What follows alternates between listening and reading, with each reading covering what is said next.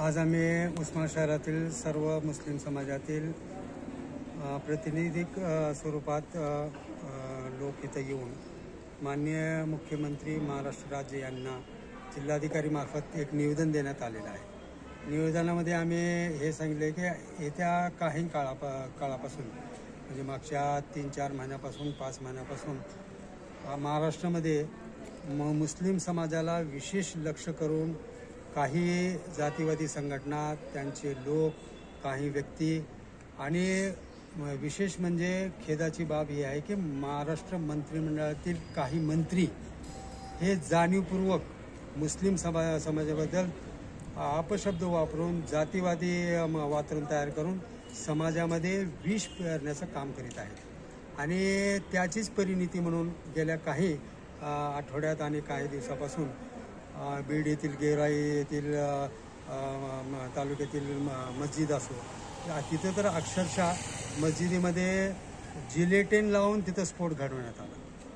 सुदैवाने तिथं कुठल्याही प्रकारची जीवितहानी झाली नाही आणि दर्गेवर झेंडे लावणे, दर्ग्यांची तोडफोड करणे, मुस्लिम समाजातील लोकांना शिव्याशाप देणे अशा अनेक प्रकार महाराष्ट्रामध्ये घडत आहे आणि तरी मुस्लिम समाज ह्या गोष्टी सहनशीलतेने घेत आहे।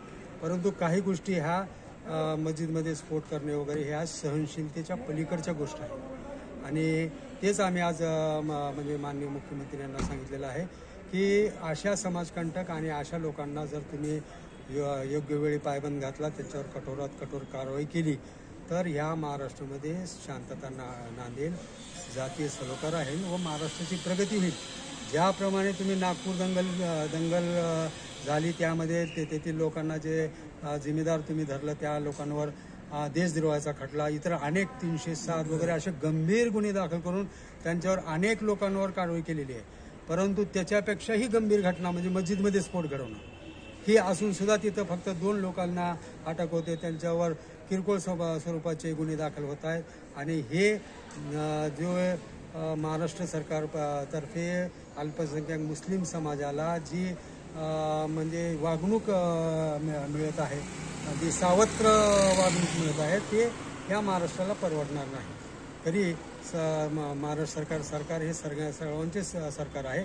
महाराष्ट्र सरकारने याची गंभीर दखल घेऊन ह्या गंभीर गोष्टी आहेत आणि समाजाच्या सहनशीलतेचा अंत पाहणे, समाजामध्ये शांतता नांदण्यासाठी आपण कठोरात कठोर पावले उचलावीत अशी विनंती आम्ही महाराष्ट्राच्या राज्याच्या मुख्यमंत्र्यांना केलेली आहे। महाराष्ट्रातील ताज्या बातम्या पाहण्यासाठी आमच्या YouTube चॅनेलला सबस्क्राईब करा। Instagram आणि Facebookवर हा व्हिडिओ पाहत असाल तर फॉलो करायला विसरू नका। धन्यवाद।